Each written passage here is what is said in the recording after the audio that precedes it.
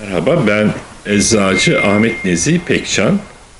Meslekte 44 yılımı doldurmuş bulunmaktayım.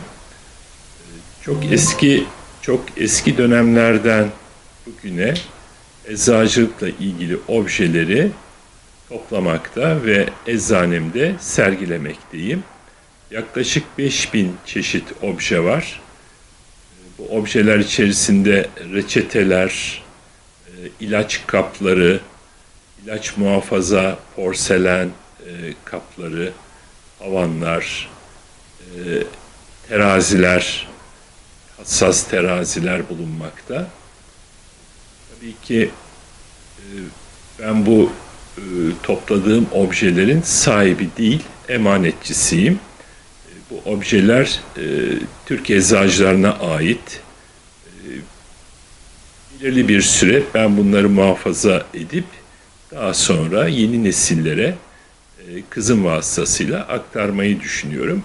Kızım da eczacıdır. Beraber çalışıyoruz. Bu süre zarfında topladığımız objeleri eczaneme gelen eczacılar, tarihçiler ve bu konuya ilgi duyan insanlarla paylaşıyorum. Dolayısıyla eczacılıkla ilgili burada bir tarih yatıyor. Auguste Comte'un dediği gibi bir ilim ancak tarihi bilinirse anlaşılır. Dolayısıyla çok sevdiğim bu mesleği anlamak için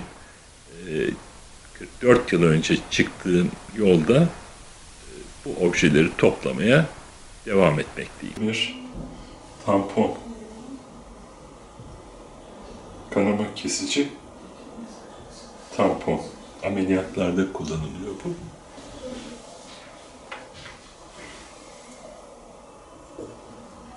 Ferrum bir demir preparatı. Oldukça eski. Alman homeopati remedi. Bu da çok eski. Osmanlı dönemi bir pilül görüyorsunuz. Yer yer erimiş, sıcaktan etkilenmiş. Pilül eski zamanda eczacıların müstahsar olmadığı, yani fabrikasyon ürünlerin olmadığı dönemlerde eczacıların böyle bir tahta üzerine yaptığı hap. Genellikle ağrı kesici. İlk Osmanlı Türk eczacılarından Kemal Beşir'in Anadolu'ya ilaç gönderi kutusu. Bakın burada orijinal mührü var. Bu kutuyla Anadolu'ya ilaç gönderiyor. Kim gönderiyor? Rahmetli Beşir Kemal. İlk eczanesini Halep'te açmış. Daha sonra Sirkeci'ye taşımış. Bu da tarihi bir vesika. Burada ilginç bir obje var.